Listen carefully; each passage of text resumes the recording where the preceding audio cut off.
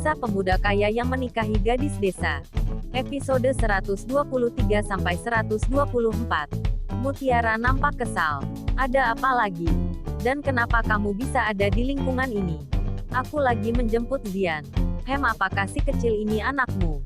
Tanya Maheza dan dia teringat ketika di atas gedung Hotel Mutiara juga menyebut nama Faeza. Dan dia penasaran siapa itu dan ternyata nama bocah kecil yang ada di depannya itulah yang diucap oleh Mutiara. Mutia tampak gugup. Ekspresinya menjadi rumit. Kamu tidak perlu tahu itu. Setelah mengatakan itu Mutiara membawa Faeza pergi tapi lengannya ditarik oleh Maheza. Mutia jawab apakah dia anakmu? Kalau iya kenapa? Tanya Mutia dengan tatapan tajam. Dia benar-benar tidak bisa melupakan luka hatinya setiap melihat wajah Maheza. Namun entah mengapa dia ingin anaknya juga memiliki panggilan yang sama dengannya.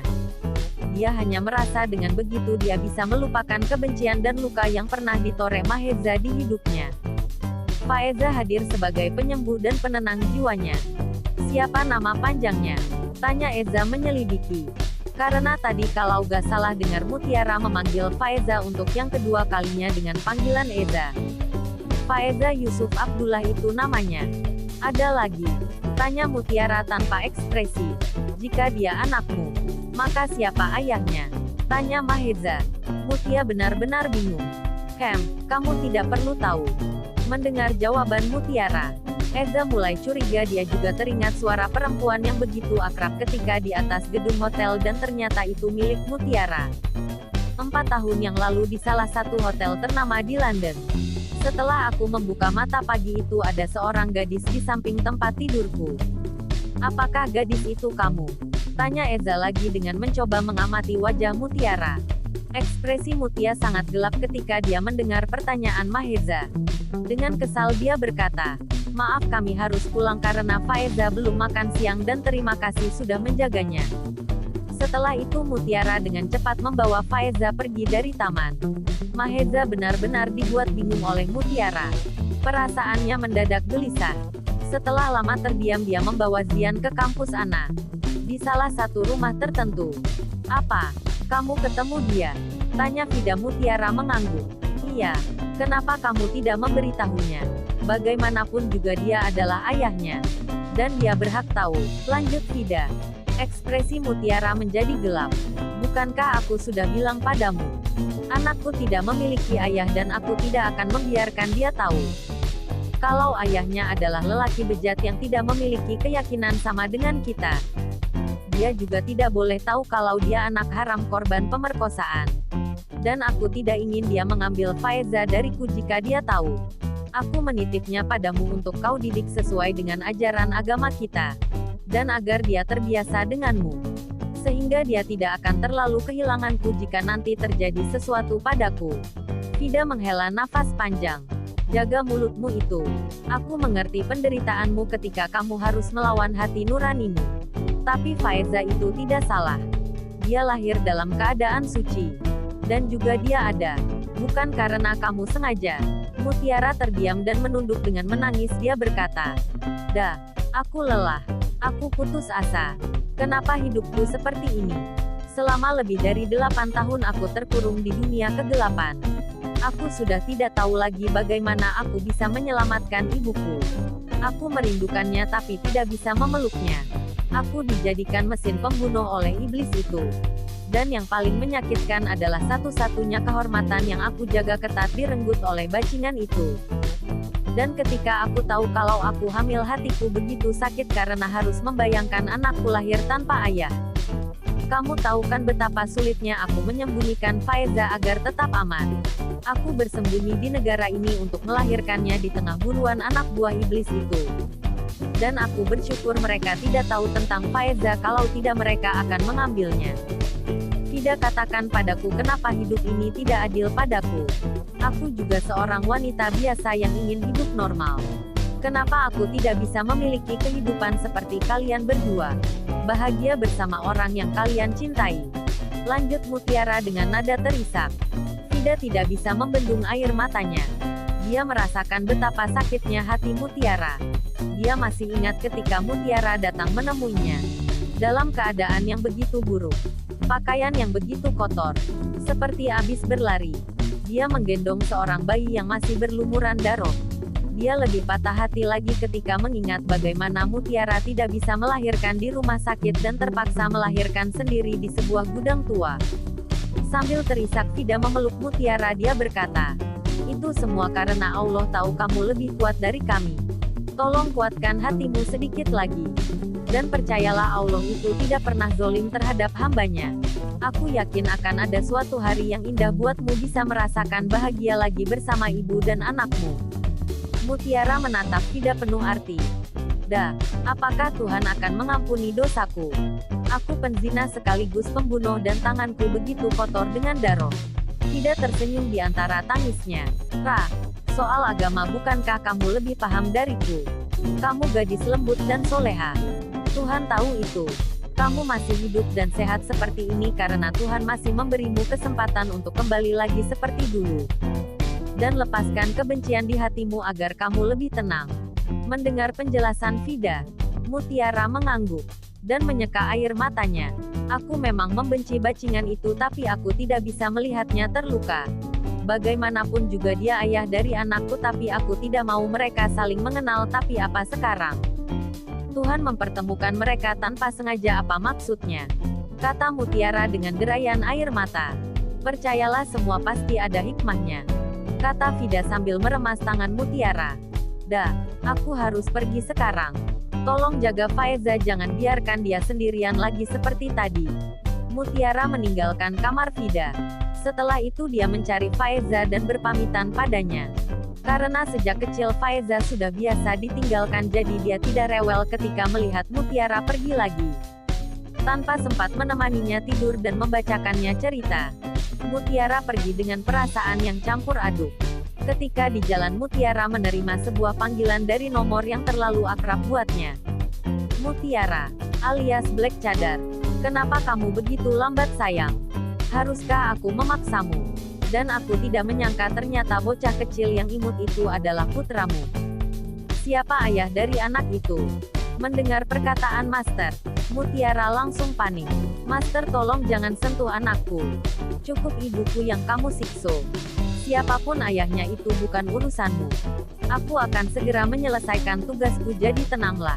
"Oh, baiklah, aku lepaskan bocah laki-laki itu. Tapi jika besok aku belum mendengar kabar kematiannya, maka katakanlah selamat tinggal untuk anakmu. Tapi sekarang aku mengubah targetmu." "Siapa?" "David Chayton. Dia ada di negaramu.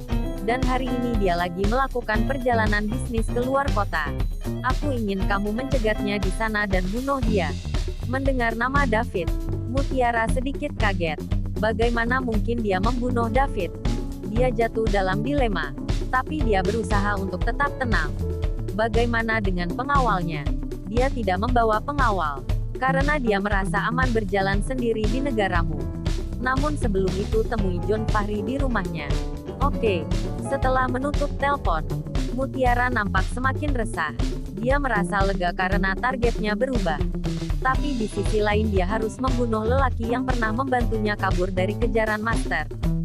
"Ya Allah, apa yang harus aku lakukan? Ya Allah, aku mohon pertolonganmu. Aku rindu padamu, maka tolong berikan aku jalan kembali.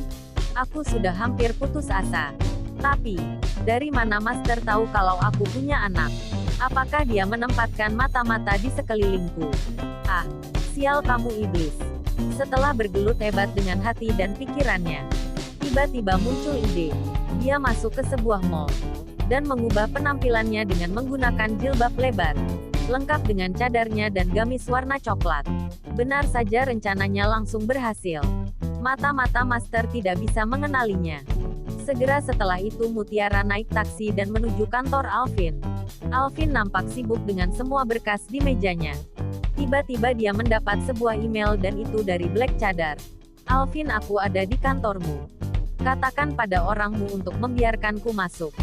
Dimas, tolong jemput seseorang di lobi untukku. Namanya Black Cadar." "Siap, bos." Beberapa saat kemudian, Dimas membawa Mutiara ke ruangan Alvin. "Silahkan masuk, Nona. Bos sudah menunggu Anda," kata Dimas sambil melirik heran ke arah Mutiara yang seperti ninja, pikirnya. Bos memang unik. Semua orang yang dikenalnya pastilah orang-orang penting. Tapi yang ini agak sedikit aneh dan mencurigakan. Dimas terus bergelut dengan pikirannya. Setelah itu dia meninggalkan ruangan bosnya dan menyisakan hanya Mutiara dan Alvin. Alvin bangun dari duduknya menuju sofa. Duduklah. Mutiara duduk dengan patuh bersamaan dengan Alvin. Kamu muncul seperti ini pasti ada sesuatu yang mendesak bukan? Tebak Alvin sambil menatap heran ke arah Mutiara. Mutiara menunduk. Aku tidak punya pilihan selain meminta tolong padamu. Alvin memperbaiki duduknya. Katakanlah. Sebelum Mutiara sempat bicara, tiba-tiba Alvin mendapat panggilan dari Ana. Sebentar, aku akan mengangkat telepon dari Ana dulu. Mendengar perkataan Alvin, Mutiara hanya mengangguk. Sayang, ada apa? Hugi, aku ingin meminta izinmu untuk pergi ke luar kota. Tepatnya ke panti asuhan kasih bunda. L tuh jauh sayang. Memangnya kamu mau ngapain? Aku ada urusan sebentar. Tapi tenang saja, nanti aku akan minta ditemani oleh Mila. Sayang, aku tidak bisa memberikanmu izin. Luar kota itu jauh dan letak panti itu pun agak jauh dari perkotaan. Hugi, jangan khawatir, aku sudah biasa ke sana. Setiap tahun malah. Itu aku lakukan pas hari ulang tahun anak kita. Jadi aku merasa senang jika bisa ke sana. Baiklah, kalau itu yang membuatmu senang. Tapi mintalah Maheza untuk bersama kalian juga. Biar aku bisa tenang. Atau aku akan menemanimu langsung. Tidak perlu. Kamu selesaikan saja pekerjaanmu. Aku bisa pergi bersama Mila dan Maheza. Setelah itu Alvin menutup teleponnya. Setidaknya dia merasa lega jika ada Maheza bersamanya. Kini Alvin kembali fokus sama Mutiara. Silahkan lanjutkan, kata Alvin pada Mutiara. Mutiara nampak menarik nafas. Aku ke Indonesia dengan tujuan untuk membunuh salah satu keturunan Mahendra. Dan yang pertama harus aku bunuh adalah kamu. Tapi itu berubah ketika bisnis master diambil alih oleh Bruno melalui David. Sehingga aku harus membunuh cucu kesayangan Bruno yaitu Maheza. Tapi aku tidak pernah bisa membunuh Maheza karena wajahnya mengingatkan aku pada seseorang. Dan akhirnya master geram padaku. Dan mengubah targetnya lagi menjadi David. Tapi aku bingung karena David adalah penyelamatku. Tapi jika aku tidak membunuhnya maka anakku akan menjadi gantinya. Alvin tercengang mendengar penjelasan Mutiara. Dia tidak menyangka misi yang dikatakan Mutiara padanya ternyata membunuh seluruh keturunan Mahendra dan Bruno. Siapa sebenarnya master itu?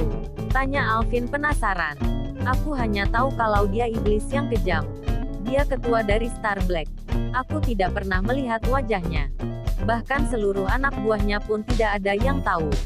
Jelas Mutiara. Aku akan mencari tahu tentang dia. Aku yakin dia ada hubungannya dengan kakek. Itu sebabnya dia ingin melenyapkan keluarga Mahendra. Jadi apa yang bisa aku bantu sekarang? Tanya Alvin lagi. Tolong bantu aku menyelamatkan David dan anakku. Kata Mutiara dengan memohon. Alvin menjepit alisnya dan baru menyadari kalau Mutiara berkali-kali menyebut kata anakku. Tunggu, bukankah kamu belum menikah? Dan setauku kamu bukan orang yang akan berhubungan di luar nikah. Jadi bagaimana kamu bisa punya anak? Mendengar pertanyaan Alvin, Mutiara sedikit menegang. Dia ingin merahasiakan tentang anaknya. Tapi keadaan sudah mendesaknya. Dia pikir jika Alvin tahu siapa Faeza maka Alvin akan melindunginya dengan seluruh kemampuannya. Asalkan itu bukan Maheza. Mutiara merasa aman bila menitip Faeza pada Alvin. Aku akan menceritakanmu sebuah rahasia. Tapi kamu harus berjanji tidak akan memberitahu siapa-siapa. Alvin mengangguk setuju tanpa pikir panjang. Kamu bisa mempercayaiku. Mutiara terdiam sejenak. Dia mengatur nafasnya. Setelah itu dia memulai menceritakan kisah bagaimana anaknya bisa hadir di dunia ini. Tidak lama kemudian Mutiara menarik nafas dalam sambil menatap keluar jendela. Mutia berkata, anakku hadir karena sebuah kesalahan dan aku diperkosa 4 tahun yang lalu di sebuah hotel bintang 5 di London. Apa? Kamu diperkosa? Alvin terkejut bukan main. Siapa yang melakukannya? Mutiara mengangguk. Dia berdiri dari duduknya. Tepat di samping jendela. Tatapan Mutiara menjadi berapi-api.